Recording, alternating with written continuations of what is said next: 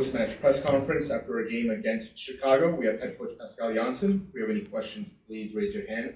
We're starting with Matt, Scott, followed by Christian. Hey Coach, Matt Mangum, New York Soccer Journal. Congrats on the win. Thank you.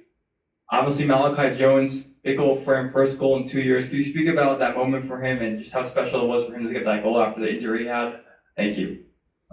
Well, if you think about what he's been through in the past 2 years, it's been a blessing for him to be on the pitch even. So to get a goal is like the cherry on top. He's working very hard in order to stay available, become more robust, get closer to 90 minutes, and still have a very high standard throughout the game.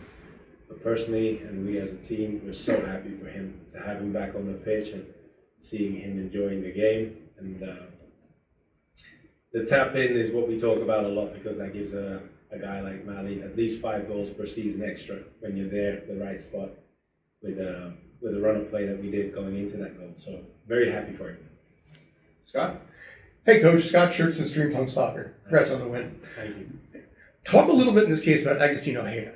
9-goal contributions so far this season, more than he had in 24 and 25 combined. Yeah. And just in general, his growth and what you see going in the next 3 or 4 years. Yeah, that's going to be the interesting one.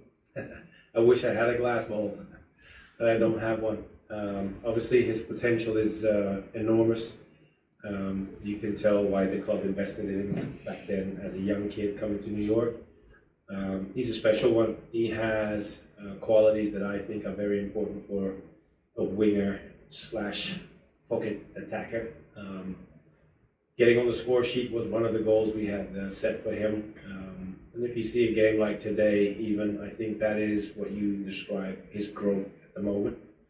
But he has to be very humble and stay humble, work very hard in order to get this done. And if we keep him on the right track, who knows in a couple of years where he'll be, but we'll have to see. Christian? Coach Christian with the New York Post. Hi, Chris. How's it going? Congratulations on the win. Thank you. I wanted to ask about Nico. He played another great game today. He ties Lionel Messi with 12 goals in the regular season. Just what have you seen out of him, especially since the end of the World Cup break, that's made him so dangerous and given him that ability to kind of come back and jump right back where he left off? That's pure quality and personality combined. We all saw before the break what he's capable of. We all saw what he's capable of when he started growing into the 25 season. So for me, it's not a surprise.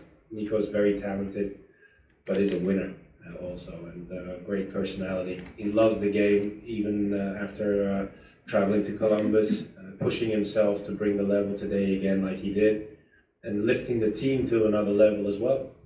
And that's why he chose the project of New York, and hopefully we can enjoy Nico for a very long time. If I could just ask you too, obviously Robert Lewandowski now in the league. Yeah. I'm curious, just Chicago in front of you in the standings, you're chasing the top of the table with another player of his caliber in this league now. How much more challenging does that make? That ultimate goal, supporter shield, and passing a team like Chicago and having them in your conference. Yeah, well, we knew we were going to face a very good team in the league.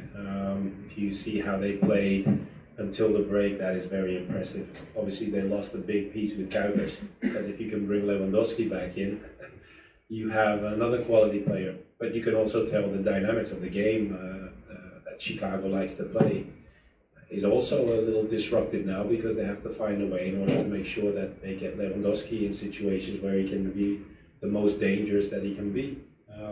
So we were prepared for 2 scenarios, either with him or without him.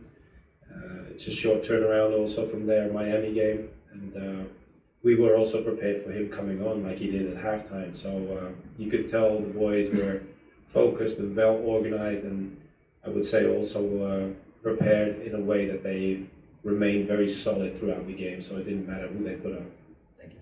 We'll go with Shane, followed by John. Hi Pascal, Shane here with AIM New York. Hi, Congrats Shane. on the win. Thank you. There were a couple of games earlier in the season where you guys dropped points because of a lack of clinical edge. How satisfying is it to put away the chances you got tonight in a game that didn't really have a lot of chances? Yeah, well, that's the one thing that we've been addressing each other, especially learning from the first part of the season, being more clinical, because in top games like this, when you play against Columbus or when you play against Chicago, top teams in the league, you have to be aware that you might get 3 max, maybe 4 good chances, and you have to put those away in order to control the game. And we did that against Columbus, and we did the same thing today. And we kept the momentum on our side and the rhythm in the game on our side, which was very important, because that is the lesson we spoke about many times, given the first half of the season. Remember the game against Cincinnati, or the first half against Charlotte? Dictating the game all over, and still you walk off the pitch with a loss and a draw. So that is something that we're very focused on, making sure that we maintain a certain standard and certain level during the game. And until now, it's heading in the right direction. John? Head coach Gabrielle, how important is for you Andres Pereira, the MVP, the game today? Yeah, well, Pep is a special one. If you go back to the 25 season, he managed to get himself into the team, played with midfielders like Aiden and Maxi, and was able to bring his quality with the runs in behind and the capacity to keep on going throughout a game, because his running capacity is incredible.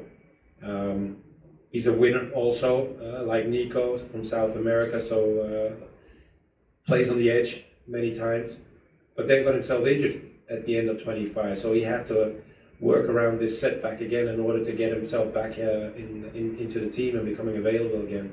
He's done that. I think Pepe has the advantage of the fact that we had a break during the season, and he could still be in a new pre-season program in order to get him ready for the second part of the season. And then you see, like today, what he's capable of, and a quick turnaround for Pepe is also challenging, given the fact where he comes from injury-wise, but he'll be okay. Great. Thank you, everybody.